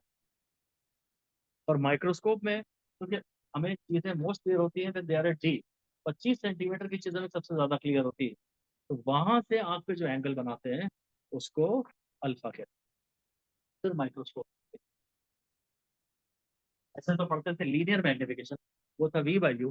एंगुलर मैग्निफिकेशन है beta by alpha. Simple microscope में एक ही लेंस होता है, इसकी फोकल लेंथ भी कम होती है, इसका अपर्चर भी कम होता है। फोकल लेंथ कम होती है क्योंकि इसमें एंगुलर, अगर एक डी बाई यू याद है तो आपको और कोई फॉर्मूला याद करने की जरूरत नहीं, कभी भी डी बाई है ऑलरेडी ऑब्वियसली मिनिमम मैग्निफिकेशन है, और इसमें 1 प्लस समथिंग आ रहा है तो मैक्सिमम मैग्निफिकेशन। माइक्रोस्कोप में डी बाई एफ आता है, टेलीस्कोप में एफ बाई डी आता है। माइक्रोस्कोप में आप बारीक चीजें देख रहे हैं, आप डेफिनेटली चीजों को बहुत अच्छे से देख, बहुत डेफिनेट, आप बहुत बारीक चीज डेफिनेटली अच्छे से देखना चाहते हैं, तो माइक्रोस्कोप में डी बाई एफ आता है। और टेलीस्कोप में तो इतनी दूर तक देर तक रखते हैं कि आप फेड अप हो जाते हैं, तो उसमें एफ ई बाई डी आता है। माइक्रोस्कोप में डी बाई एफ आता है। इससे इससे अच्छा कोई फॉर्मूला ही नहीं है। जो भी जानकारी है उससे तुम यू निकालो, एक ही फॉर्मूला याद करके जाओ, डी बाई यू। वो कभी कभी मिनिमम और मैक्सिमम का डिफरेंस मांग सकते हैं, तो इनका रेशियो मांग सकते हैं साले, और क्या करें। सवाल तो इस पे देना ही देना है उसको। तो बोलेगा मैक्सिमम और मिनिमम का रेशियो ये है, अब आप एफ निकालो। तो एक बढ़िया सवाल हो गया, नया सवाल हो गया। मैंने तो आज तक इसका क्वेश्चन आपको दिया नहीं। ये मिनिमम है और ये मैक्सिमम है, इनका रेशियो दे दिया। और डी तो डी की वैल्यू तो आप 25 ले ही लोगे, आप उससे आप एफ निकाल लेना। हो गया बढ़िया सब नया। फॉर्मूले याद होंगे तो ये सवाल बनेगा। सिंपल माइक्रोस्कोप का एक रूल बना लो कि सिंपल का आया तो करूंगा, बाकी एक भी नहीं करूँ, बस मजा आ गया, खत्म। इतना तो याद करना है। ये सिंपल माइक्रोस्कोप है, इसकी थ्योरी याद करो। स्मॉल और टोटल भी स्मॉल। अगर कंपाउंड माइक्रोस्कोप होता है तो इसका डायग्राम बड़ा सवाल की और यही क्या है, ये देखो है, वो है जहाँ पहले ऑब्जेक्ट रखते हैं तो ये ऑब्जेक्टिव है। पहली बात तो ये है कि ऑब्जेक्टिव भी स्मॉल और आईपीस भी स्मॉल, इनके एफओ और एफई भी स्मॉल और इनके एओ और एई भी small, because we want both the lenses to be powerful. और अगर बड़ा रखना ही है किसी को थोड़ा बहुत तो आईपीस को, आईपीएस तो हमारे हाथ में तो केवल ये रहता है ना, तो हम इसको बड़ा रखेंगे ना, ये तो वहाँ फिक्स रहता है, ये तो वहाँ ऑब्जेक्ट में घुसा रहता है। हमारे हाथ में तो ये, हम इसी को ज्यादा बड़ा रखेंगे क्योंकि इससे एडजस्टमेंट में आसानी हो जाती है। ये आंसर दीदी ने बड़ा प्यारा दिया था, मेरे पढ़ाए बगैर उसने बोल दिया था कि इससे एडजस्टमेंट में आसानी हो जाएगी। खैर साहब, ये ये पीओ है, ये डिस्टेंस पीओ है, एक दूरी है, और एक कम है। दूरी क्योंकि लेस देन एटी है, इसीलिए इसकी वर्चुअल एनलार्ज और ऐसी इमेज बन जाती है। ऑब्जेक्टिव के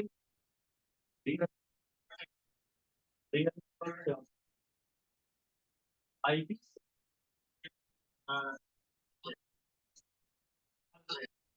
और पॉजिटिव दोनों में होता है। ये इसका लीनियर होता है और इसका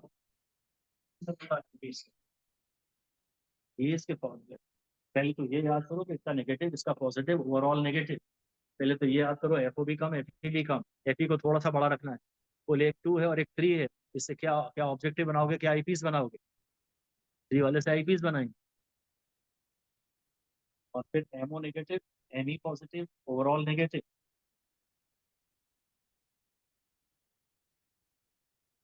मैग्निफिकेशन का फॉर्मूला, अगर तुम्हें मिनिमम मैग्निफिकेशन चाहिए तो ये मैक्सिमम होना चाहिए। मैक्सिमम मैग्निफिकेशन चाहिए तो इसका तो कुछ नहीं करोगे, ये खत्म।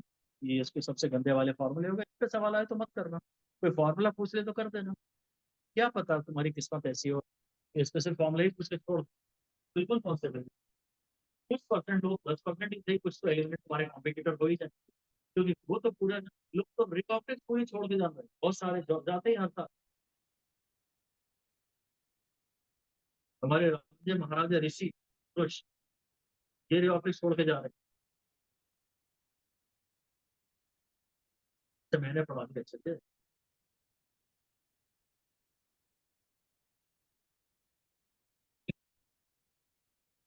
तो ये यही चाहिए, इसीलिए तुम मस्त सही हो।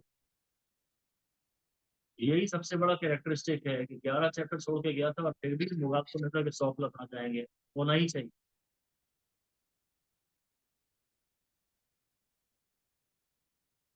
यही चाहिए, यही क्वालिटी तो चाहिए।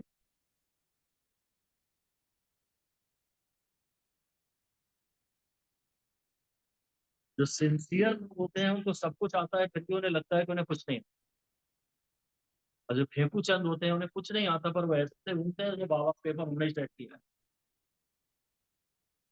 है ना तनीजा? और जीतेगा तो भैया वही, तो फेंकू चंद। मतलब एक्चुअली अंदर से भी नहीं घबरा रहा है, ऐसा नहीं कि दिखा रहा हो कि मैं घबरा नहीं, अंदर से भी नहीं घबरा रहा है। वो डेवलप करो। बोलो, बोलो, रोज बोलो, ये मत बोलो कि मेरे को तो ड्रॉप लेना पड़ेगा। बोलो यार अब ये सब इतनी बुरी हालत है, इससे बुरा साला और क्या ही होगा। ठीक है, देख ली, इससे बुरा और क्या ही होगा। ऐसा कई बार बोलना पड़ेगा आपको अपने आप से कि ठीक, कल जो थे उससे आज थोड़े तो बेटर है ही ना। हो जाएंगे, अभी भी हो जाएंगे।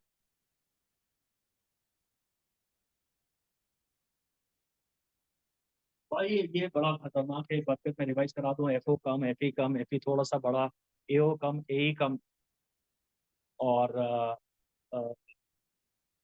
Ammo negative, ME positive, overall negative.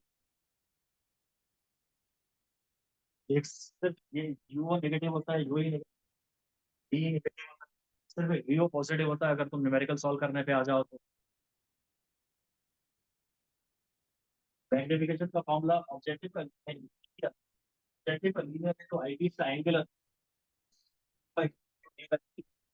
Microscope में तुम डेफिनेट डिटेल्स देखना चाहते हो, इसके डी बाई टी। टेलीस्कोप में तुम फेडअप टाइप हो चुके हो तो जीवन से, इसलिए टेलीस्कोप लेके खड़े हो जाते हो। एफईडी, एफई बॉडी आएगा टेलीस्कोप में। माइक्रोस्कोप में फिर कंप्यूटर एक ही चीज काम के लिए और तो जमीन का प्रूफ है। बस तो साइन कन्वेंशन है, तो उसकी यूई को नेगेटिव डाला जाता है। वो एक्सियल डिस्टेंसेज में साइन कन्वेंशन नहीं लगाई जाती। साइन कन्वेंशन सिर्फ 1/(x) 1/(v) -1/u वगैरह में लगाई जाती है, और m (= -v/u) में लगाई जाती है। इसमें एक्चुअल डिस्टेंसेस में साइन कन्वेंशन नहीं डालते, वरना तो ये नेगेटिव, तो नेगेटिव डाल देंगे तो लेफ्ट ट्यूब तो इतनी सी रह जाएगी। तो ये और थोड़े गंदे ही सवाल होते हैं। अगर आपको मैक्सिमम लेंथ ऑफ ट्यूब निकालनी, तो जो प्लस एक्स निकालनी है, बस 1/80 is equal to 1/v minus 1/, तो v को -25 डाल दें तो तुम्हें मिलेगा UE40। Object distance for the final image to be at D. ये थोड़े लेंथी सवाल है। अगर आखिर में आपके पास सब करने के बाद पौना 1 घंटा बच जाए तो आप इसे ट्राई कर सकते हैं।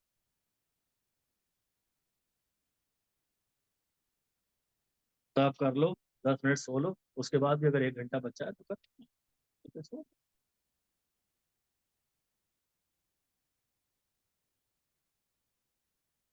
आपको वीओ और एफई डायरेक्टली दे दे और कई लेंथ ऑफ ट्यूब निकालो और बोल दे अप्रोक्सीमेटली, ये जो यूई होता है ना एफई के बराबर ही होता है अप्रोक्सीमेटली, बोल दे अप्रोक्सीमेटली लेंथ ऑफ ट्यूब निकालो तो फिर जरूर कर लेना। उसने वीओ दे दिया और एफई दे दिया तो जरूर इन्हीं दोनों को ऐड करेंगे। ऐसा भी तो कर सकता है वो, क्योंकि उसे पता है कि लेंथ ऑफ ट्यूब का सवाल कोई नहीं कर पाता, टॉप 10% ही कर पाते हैं बस, कोई नहीं कर पाता लेंथ ऑफ ट्यूब का सवाल। इसलिए वो इस पर टुच्चा सवाल दे दे, जो कठिन टॉपिक होगा उस पर टुच्चा सवाल आएगा। छोड़ के मत जाना, आइडियली छोड़ के मत जाना, सब करके जाना। सुपरफिशियल क्वेश्चन जिसका आ जाए उसे कर लेना। अब तो खैर ये चीज बताने का कोई फायदा नहीं कि सब करके जाना, हो सके तो सब करके जाना, जिन जिन के इजी क्वेश्चन आ जाए। और ये जो मैं पढ़ा रहा हूँ ये मैं इनके बाहर कुछ भी जाएगा थोड़ी। अब इसको तुम कर पाओ तो अलग बात है। और सारा का सारा ही कंटेंट पढ़ा दिया उठा के, मैंने सिलेक्टिव होने का सोचा था पर सारा ही पढ़ा दिया। तो पर हाँ फिर तय है कि इसके बाहर कुछ जाएगा थोड़ी, पेपर में आएगा तो मैं बोलूंगा देख देख देख देख देख, मैंने बताया तो था आखिरी क्लास में यार, क्या करके आया है। सब तो मैंने पढ़ाई किया बाबा। और इसी तरह से अब अगर हम कंपाउंड माइक्रोस्कोप की जगह टेलीस्कोप में आ जाएं तो फिर हम टेलीस्कोप में ये बोलेंगे कि भाई एक तो एस्ट्रोनॉमिकल टेलीस्कोप होता है, इसमें हम एस्ट्रोनॉमी करते हैं, यानी बाहर के देशों की, जो बाहर के देश हैं दुनिया के बाहर के स्टडी करते हैं। टेरेस्ट्रियल टेलीस्कोप में कुतुब मीनार देखते हैं भोपाल से बैठ के। तो टेरेस्ट्रियल टेलीस्कोप में फाइनल इमेज डायरेक्ट होनी चाहिए। और एस्ट्रोनॉमिकल में हमें क्या ही फर्क पड़ता है, सीधा दिखे कि उल्टा दिखे, कुछ दिख तो है ही नहीं रहा। ठीक है ना। एस्ट्रोनॉमिकल टेलीस्कोप में सब वही होता है, ऑब्जेक्ट इन्फिनिटी पे होता है, बस इतनी सी बात है। और बाकी जो जनरल फॉर्मूला होता है इसका भी टू लेंस सिस्टम ही होता है। ऑब्जेक्ट इन्फिनिटी पे होता है तो इमेज एक्स्ट्रा बनती है। ये तो ये still acting as a simple microscope, सब वही है। रेपो बाय बेसिकली फॉर्मूला है। हाँ, ये आज भी पॉजिटिव है, ये आज भी नेगेटिव है, और वो आज भी नेगेटिव। ये माइक्रोस्कोप के बहुत सारे रिजल्ट है वो इसके ही हैं। और हाँ, यहाँ एफओ बड़े से बड़ा होता है और एफ छोटे से छोटा होता है। जो बड़े से बड़ा जिसका फोकल लेंथ ज्यादा है, जिसका पावर कम है, ये तो किसी काम का लेंस ही नहीं, it is a dummy lens. यही लेंस काम का है, जिसकी फोकल लेंथ कम है वही मैग्निफिकेशन देगा। तो एफओ बाई यही, और बस एफओ बाई एफी, और इसके एफओ बाई एफी प्लस एफी बाई, सबसे सुंदर फॉर्मूला है ये। तीनों ही जानकारी से यूई निकाल लेना। यूई निकालने के लिए तुमको इस फॉर्मूले की जरूरत पड़ेगी, बस ये खाली याद रखते हो तो काफी है। टेलीस्कोप में आता है फेडअप, और माइक्रोस्कोप में आता है तुम लोग क्योंकि डेफिनेट डिटेल्स में जाना चाहते हो, डेफिनेट सक्सेस पाना चाहते हो, डेफिनेट डिटेल्स चाहते हो, इसलिए तुम लोग माइक्रोस्कोप वाले डेफिनेट वाले।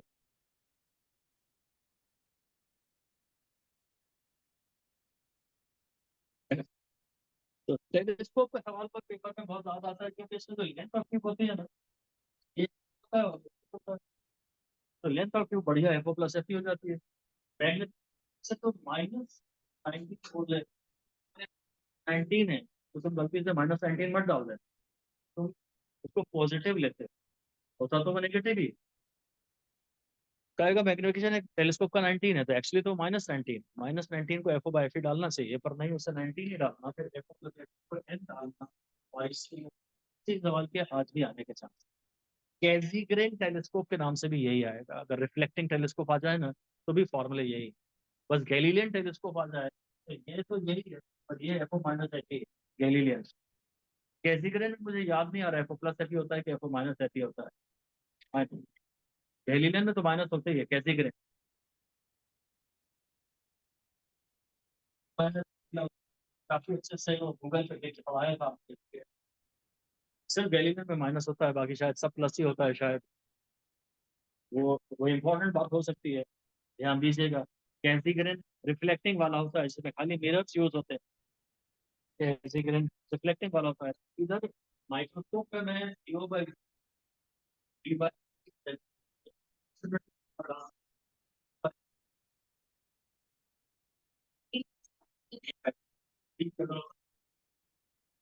ये फॉर्मूला न्यूमेरिकल्स में कभी इस्तेमाल मत करता, चाहे मुझे अप्रोक्सीमेटली मांगा हो तो भी।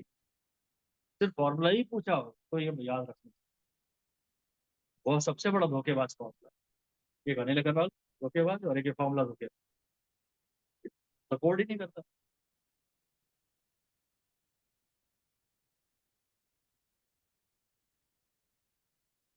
है।